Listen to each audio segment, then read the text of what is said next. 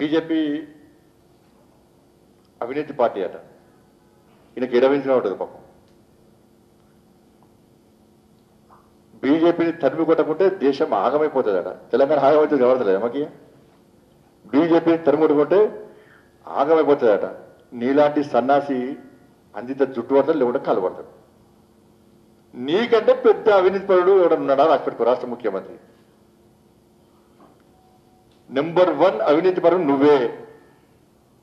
2015లో చెన్నై నుంచి సిబిఐ వాడు వచ్చి ఉదయం 9 గంటల నుంచి రాత్రి దాకా నేను విచారణ చేసినా లేదా?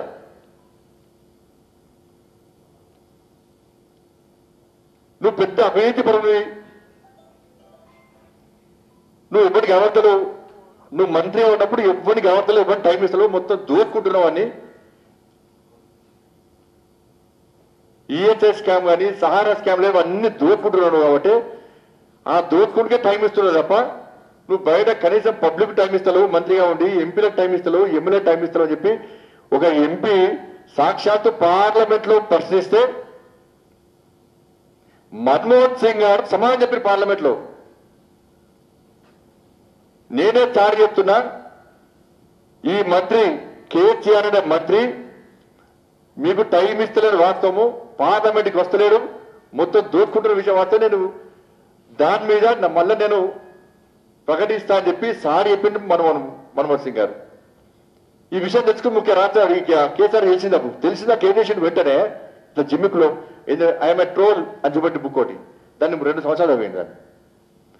మరి ఆమె ట్రోల్ అంటే ఇంకో బుక్ నేను రాసే కదా, అపరిచితుడు. ఈ చదువు పంపిస్తా నీకు. నీ పర్సనల్ సెక్రటరీ దిలీప్ గారు ఒక తెలంగాణ ఉద్యమకారుడు. నువ్వు నీకు మంచి ఆలోచన, తెలంగాణ రాష్ట్రాన్ని సాధించుకోవాలి, నువ్వు కష్టాలు ఉన్నావు, ఈ కష్టాన్నప్పుడు నీ కనీసం సహకరించాలి, చేదోడు వాదోడు ఉండాలని చెప్పి దిలీప్ అనేటువంటి గతంలో ఎమ్మెల్సీ ఉన్నటువంటి పర్సనల్ సెక్రటరీ గారు ఈయనకు అండగా ఉన్నాడు.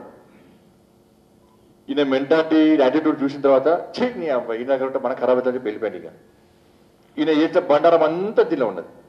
నీ పంపిస్తా, మీకు కూడా ఇస్తాను బుక్స్. ఇచ్చారా బుక్స్? నా కేసీఆర్ గారు చూపడి ఇష్టపడ్డా, మీకు ఇస్తా, పక్కా ఇస్తా. కేసీఆర్ నన్నగా చూడు అంటే మాకు రావడం కదా మీకు ఈ బుక్స్ అందరికీ. ముందే అప్పుడు కేసీఆర్కి మళ్ళీ ఇవ్వాలనుకుంటా మళ్ళీ అందరికీ మంచి చదువుకో, గట్టి చదువురేది. అపరిచితుడు దీనిలో రాసింది, ఇలా దీనిలో ఏం రాసిందంటే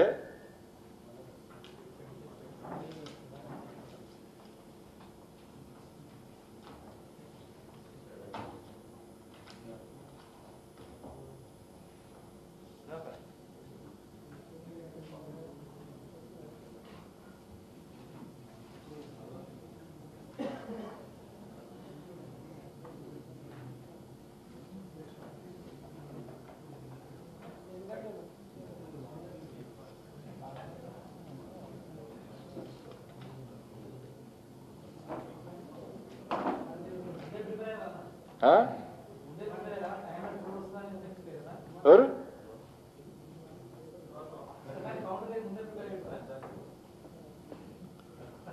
ఇలా మన్మోహన్ సింగ్ గారు మాట్లాడినట్టు దాని పేజ్ నెంబర్ 63లో ఉన్న చూడన్న. అది చదువుల తర్వాత మళ్ళీ టైంలో చాలా టైం ఉంది కాబట్టి అది చదువు 63లో పేజ్లో. మన్మోహన్ సింగ్ గారు ఫోన్ చేసే విషయం ముందే తెలుసు, ఈయన మంత్రివర్గం నుంచి తొలగిస్తున్న విషయం ముందే తెలుసుకొని అప్పుడు నరేంద్ర భాయ్ సాబ్ ఉండే ఎంపీగా, ఆయన కూడా ఇద్దరే ఉండే. టక్కన చేసిండు,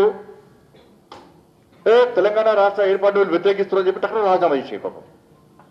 దాన్ని తెలంగాణ దాన్ని జోడించాడు. అసలు మంత్రి పదవి పోతుందని భావించే ముందే తెలిసే మన్మోహన్ సింగ్ గారి నుంచి దిలీప్ గారికి మెసేజ్ వస్తే పెట్టింది. దిలీప్ గారు పోయి సార్ ఇట్లా అవుతుంది సార్, దీన్ని సరిదిద్దుకోవాలంటే అప్పు అవుతుందా ఆగదిగా టక్కన మనం తెలంగాణ సెంటిమెంట్తో రాజీనామా చేసి పడేసింది. ఎందుకు రాజీనామా చేసినావు? నువ్వు అవినీతి పరు కాబట్టి, నీ అవినీతి చిట్టా బయటకు వచ్చింది కాబట్టి నువ్వు రాజీనామా చేసినావు. దానికి తెలంగాణ సెంటిమెంట్ నువ్వు జోడిస్తుంది. అవినీతి పార్టీ నువ్వే అవినీతి పెద్ద వాటి చెప్తున్నా కదా, పొట్టు తప్పిన పైసలు. అవినీతి సామ్రాజ్యమనేది కొన్ని మోడీ గారు అవినీతి అంటున్నాడు.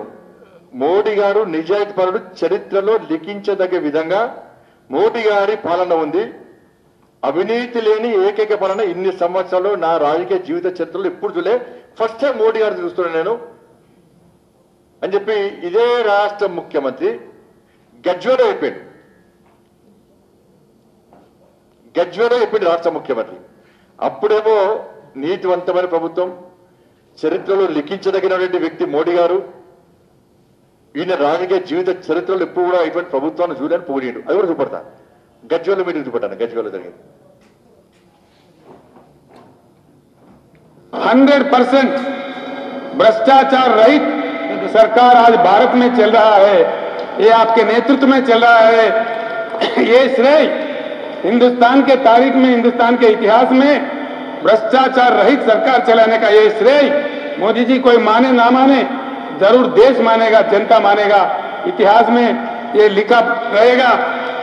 ये श्रेय आपको मिलना चाहिए और मिलेगा।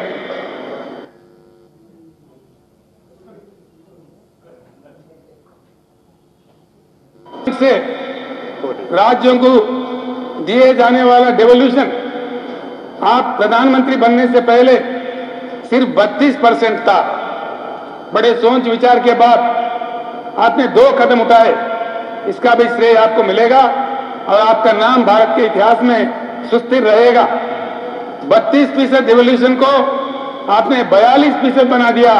हिंदुस्तान के सारे मुख्यमंत्रियों के तरफ से, सारे राज्यों के तरफ से, व्यक्तिगत रूप से, मेरे तरफ से इस बात को मैं आपको धन्यवाद देता हूं और आपको बधाई भी देता हूं।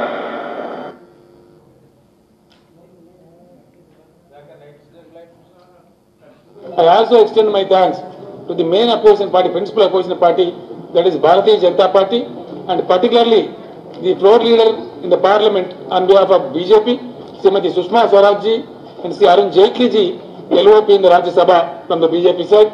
I thank them personally on behalf of the people of Telangana.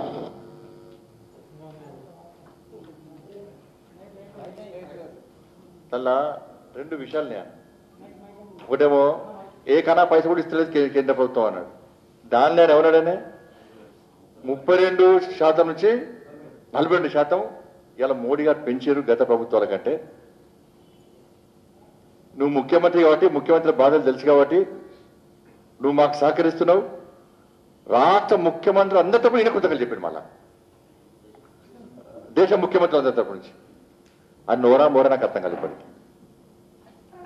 మరి అప్పుడు దిమాగ్ ఉందా, ఇప్పుడు దిమాగ్ కన్నా ఖరాబ్ అయిందా?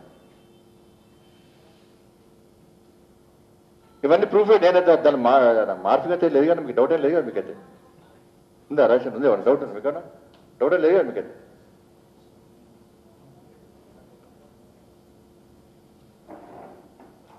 ఎప్పుడైతే అందుకే ఇప్పుడు ఏమో చెప్తా, సోనియా గాంధీ దయ్యం జుట్టు పట్టుకొని వీధిలో లాగుతా కేసీఆర్.